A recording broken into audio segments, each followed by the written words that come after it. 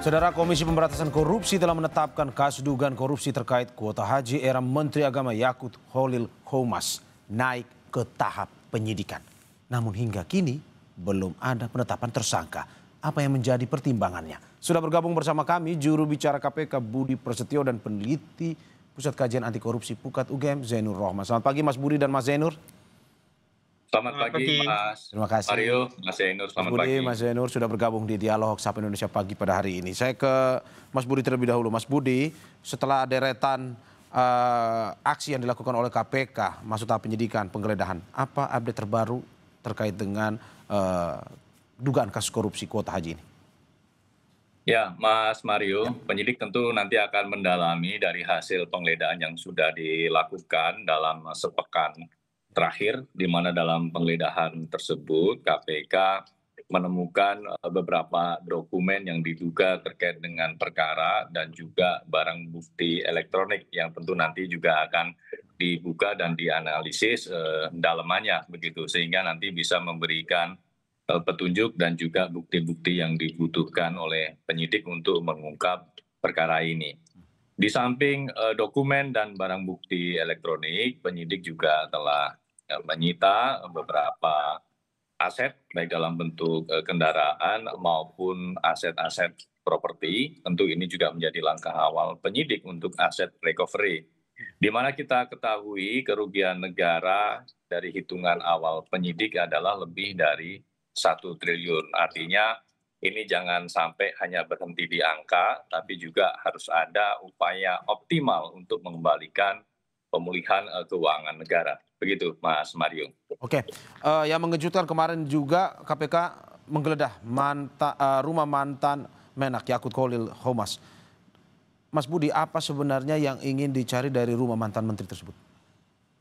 Ya, tentu yang ingin dicari oleh penyidik dalam penggeledahan di rumah Pak Yakut adalah untuk mencari petunjuk dan bukti-bukti. Karena penyidik tentu dalam setiap penggeledahan meyakini adanya petunjuk atau bukti di lokasi tersebut.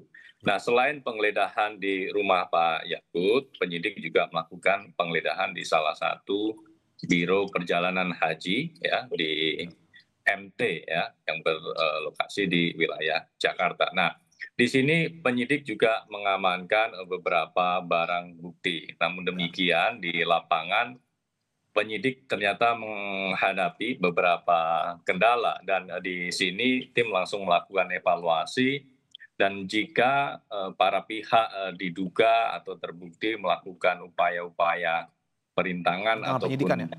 halangan dalam proses penyidikan ini, tentu penyidik juga tidak segan untuk mempertimbangkan dalam pengenaan pasal 21 atau obstruction of justice. Begitu Mas Mario. Oke. Obstruction of justice ini dilakukan waktu penggeledahan yang di rumah mantan Menak atau dilakukan di tempat lain? Karena kabarnya juga ada yang dilakukan penggeledahan di kantor swasta biro travel haji ini, atau di mana? Dugaan perintangan dalam bentuk penghilangan barang bukti Ya. ditemui oleh teman-teman penyidik saat melakukan penggeledahan di salah satu kantor biro perjalanan haji, begitu Mas Mario. Ya. Apa perintangannya seperti apa? Apakah mungkin saja tidak diberikan izin masuk atau apa misalkan?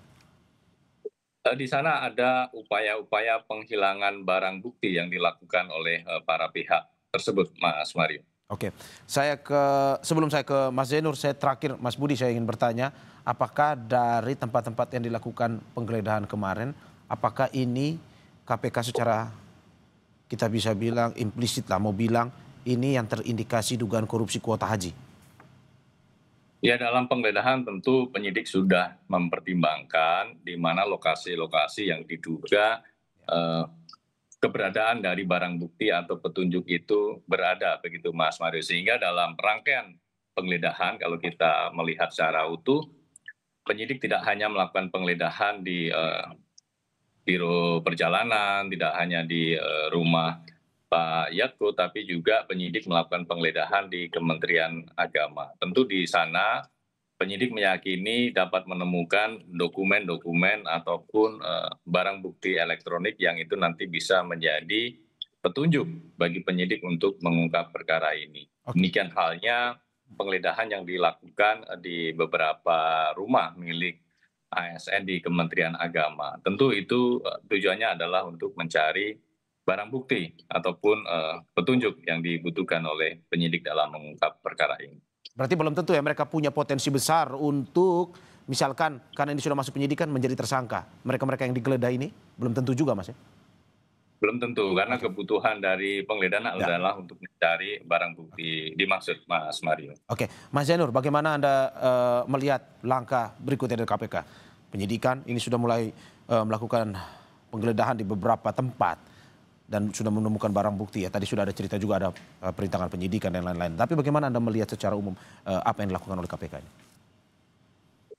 Iya, Mas Mario, ini memang harus gerak cepat ya Ya, KPK. Mengapa? Karena kan kalau memberi kesempatan yang lebar, maka pihak-pihak yang tersangkut dengan perkara ini bisa melakukan berbagai upaya ya. untuk melepaskan diri dari jeratan hukum, untuk merintangi penyidikan maupun upaya-upaya lain seperti misalnya mengondisikan saksi-saksi bahkan bisa melarikan diri dan seterusnya. Oleh karena itu memang ini harus segera diikuti dengan penetapan tersangka, Mas Mario. Kenapa demikian? Karena KPK sudah masuk ke tahap penyidikan, artinya KPK sudah pegang dan meyakini ada tindak pidana yang telah terjadi. Ya. Telah terjadi satu peristiwa pidana korupsi yang kemudian diikuti oleh tahap penyidikan adalah untuk menetapkan tersangkanya. Nah, kemarin sudah dilakukan pencekalan, kemudian sudah dilakukan penggeledahan. Oleh karena itu, yang ditunggu oleh publik berikutnya adalah penetapan tersangka. Yang kedua, menurut saya yang sangat penting adalah KPK tidak perlu menyampaikan ancaman ya, tetapi langsung saja tetapkan pasal 21 Undang-Undang Tipikor perintangan penyidikan kepada pihak-pihak yang telah gitu ya. Ini kata-katanya adalah yang telah melakukan penghilangan barang bukti misalnya. Kalau tadi Mas Budi menyampaikan Ya, diduga obstruction ada of justice upaya ya. untuk menghilangkan barang bukti, maka itu harus ditetapkan sebagai tersangka, Mas Mario. Kenapa? Karena itu bahkan di dalam KUHP pun menghilangkan barang bukti itu merupakan sebuah tindak pidana. Tujuannya untuk merintangi penyidikan, sehingga ini juga memberi pesan kepada pihak-pihak lain untuk tidak mengganggu proses penyidikan, menghormati proses penyidikan yang sedang dilakukan oleh KPK, Mas Mario. Oke, Mas Budi, seperti apa yang disampaikan oleh Mas Zainur, apakah mungkin masuk pidana akan dijadikan tersangka mereka yang melakukan perintangan penyidikan yang di Biro Travel itu? Ya, Mas Mario, tentu apa yang disampaikan Mas Yainur, kami menyampaikan terima Ya, kasih dan apresiasi ya. karena ini dukungan penuh masyarakat terhadap KPK dalam penanganan perkara ini.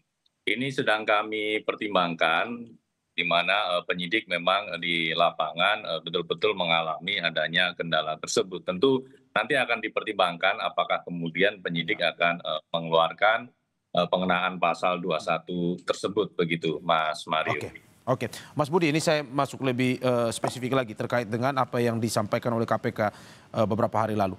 Bahwa ternyata tidak hanya satu, tetapi ada 100 biro agen travel yang ikut terkait dengan kasus kuota korupsi kuota haji ini. Apakah bagaimana dari KPK melihat ini? Apakah betul memang 100 atau sebenarnya ada bahkan sampai ribuan atau dari informasi yang di KPK miliki bagaimana?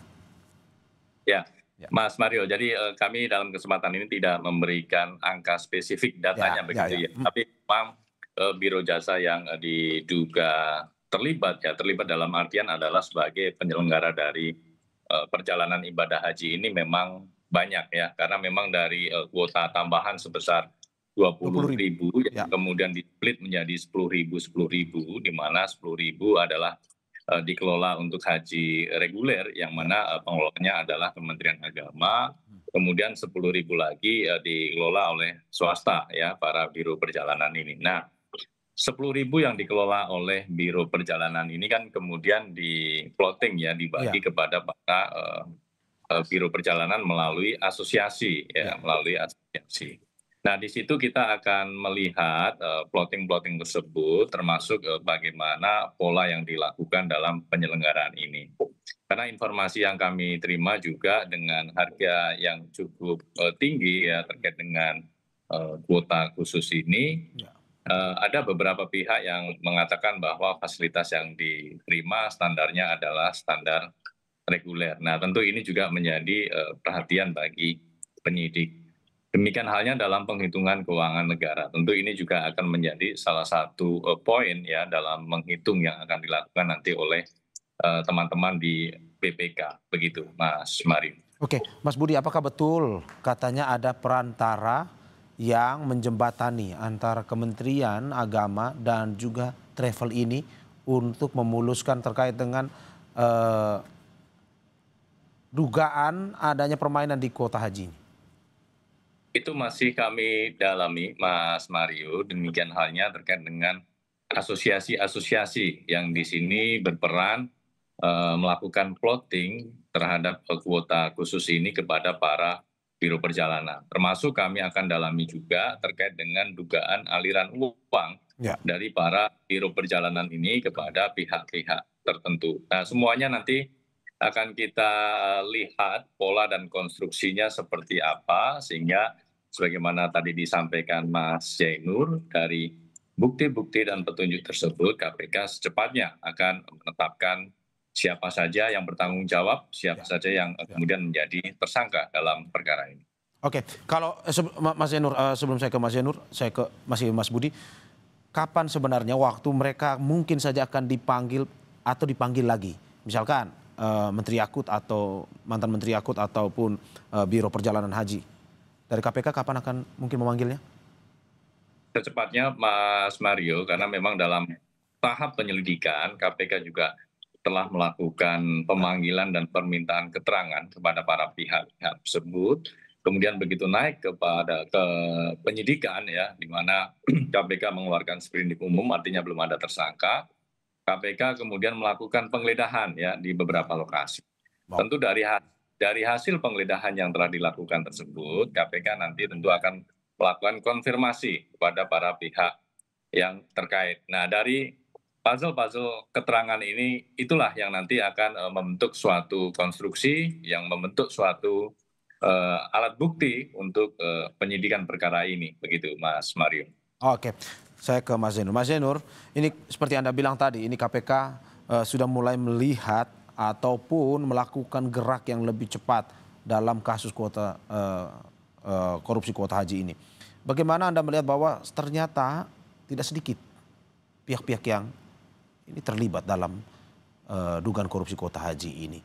Apakah memang ini sesuatu yang ya menjadi sebuah, kalau kita bilang, lahan bagi banyak orang, atau sebenarnya bagaimana kalau melihat? Dan bagaimana Anda melihat reaksi KPK yang sampai saat ini sudah menemukan siapa-siapa saja yang diduga ikut dalam kasus korupsi, dugaan korupsi kuota haji ini? Ya, Mas Mario, Ya. kalau berkaca pada korupsi-korupsi di bidang pengadaan barang dan jasa, biasanya ada ya para penyedia barang dan jasa yang kemudian membeli paket dalam jumlah besar, Ya. membayar, memberikan suap gratifikasi kepada penyelenggara negara untuk mendapatkan paket pekerjaan. Kemudian nanti oleh mereka akan disubkonkan kepada pemborong-pemborong kecil. Nah, ini tidak tertutup kemungkinan yang seperti ini juga terjadi di kasus korupsi kuota haji ini. Misalnya dari KPK menyampaikan telah ditemukan ya bukti adanya aliran uang. Ya, berarti kan ini ada yang sudah membeli kepada penyelenggara negara di Kementerian Agama. Yang perlu diteliti selanjutnya adalah setelah mereka mendapatkan kuota 10.000 alias 50%, itu kemudian bagaimana distribusinya? Apakah distribusinya itu didistribusikan dengan normal? Ya, nggak mungkin lah kalau menurut saya itu normal. Kalau dia dapatnya dari beli, maka kemungkinan akan dijual lagi, Mas Mario, Oke, Mas Zainur, kepada Anda mau bilang bahwa yang PHK dapat lain. pemain besar, yang dapat ini pemain besar, tetapi akhirnya dibagi-bagi atau dijual ke pemain-pemain kecil, begitu? Seperti itu? Sepertinya itu yang harus diteliti oleh KPK. Oke. Dugaan ke arah sana yang kemudian harus dibuktikan dengan cara meminta bantuan kepada PPATK untuk menelusuri transaksi keuangannya. Ya. Kan nanti kelihatan, Mas Mario, Ya. yang kecil-kecil beli kepada pengepul besarnya beli kepada penyelenggara negara. Kalau terdapat informasi yang seperti itu, maka semua pihak yang turut membeli paket kuota ini harus dijerat dengan pidana. Kenapa? Karena kan ujungnya mereka memberikan suap atau gratifikasi kepada penyelenggara negara. Jadi ini Mas Mario, ini sepertinya memang satu modus yang umum gitu ya. Kenapa? Karena kan ada pihak-pihak yang punya channel kepada penyelenggara negara memiliki kewenangan untuk menetapkan kuota. Nah, pihak yang besar itu Mas Mario kemudian mengecerkannya kepada yang kecil-kecil. Itu di kasus-kasus korupsi pengadaan barang dan jasa jamak sekali terjadi gitu ya. Bahkan ada banyak dalam kasus pengadaan barang dan jasa itu perusahaan cuma modal bendera saja Mas Mario. Dia Ya, tidak punya alat produksi, ya. dia tidak punya apapun, dia cukup Fasilitas punya lah. koneksi, Heeh, pinjam bendera kemudian ya. mendistribusikannya, Mas Mario. Oke, Mas Budi, Anda mau bilang bahwa kalau pengusaha-pengusaha kecil atau agen travel kecil ini misalkan tahu tidak tahu dia membeli pada akhirnya dari agen travel besar, apakah dia juga termasuk salah satu yang bisa dipidanakan? Tentu nanti kami akan mendalami hal tersebut, Ya, Mas Mario, apakah memang ada mens rea-nya begitu, juga terkait dengan ya, memastikan adanya aliran-aliran uang yang diberikan ya, para biro jasa perjalanan tersebut kepada pihak-pihak tertentu ya, termasuk yang di Kementerian Agama. ya, Tentu kami akan mendalami semua informasi-informasi sebagaimana Mas Yainur sampaikan ya, ya, termasuk Mas Yainur pesan tadi soal bahwa modus seperti ini jamak terjadi, tentu ini juga menjadi concern KPK, terlebih ini di salah satu sektor pelayanan publik, yaitu ibadah haji. Karena dampak yang dirasakan betul-betul langsung kepada masyarakat, masyarakat yang sudah lama mengantre, yang sudah lama menunggu untuk bisa melakukan ibadah suci ini, ya. kemudian karena adanya pergeseran kuota ini kemudian menjadi tertunda lagi. Yang kedua tentu ini juga berdampak pada harga yang kemudian harus dibayar oleh para Ya. calon jemaah haji. Karena tentu sudah ada spare ya untuk komitmen fee ya atau untuk kutipan yang sudah disiapkan oleh para biro Oke, perjalanan ini kepada oke. pihak-pihak tertentu. Kemudian kan Ya, seperti itu. Karena kalau kita melihat tipologinya atau modusnya adalah adanya aliran yang diberikan biro perjalanan kepada Kementerian Agama. Nah, oke. ini semua akan didalami Mas Mario Ya. konstruksinya seperti apa.